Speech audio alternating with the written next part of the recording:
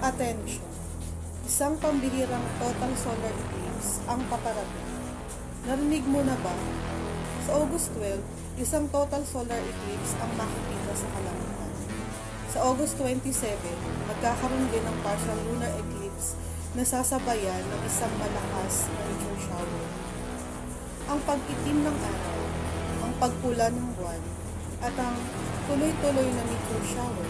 Alam mo ba kung ano ang ipinahihiwatig ng sabay-sabay na paglitaw ng tatlong pangyayari? Ipinapaalala nito ang propesiya sa pahayag. Nagkaroon ng malakas na lindol at ang araw ay umitim na gaya ng isang magaspang na kayong buhok na maitim. At ang buong buwan ay naging gaya ng dugo at ang mga bituin sa langit ay nangahulog sa lupa.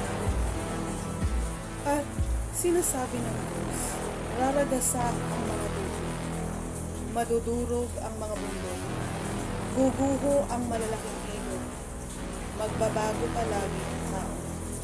Lalamlam ang araw, magdidilim ang buwan, wala nang mga araw na mamumuhay sa kapayapaan ng tao. Mawawalan na ng katahimikan sa lupa. Hindi na kailanman mananatiling panatag at tahimik ang kalangitan at hindi na ipipigilan ang sarili. Mapanibago ang lahat ng bagay at magbalik sa orihinal na anyo ng mga ito.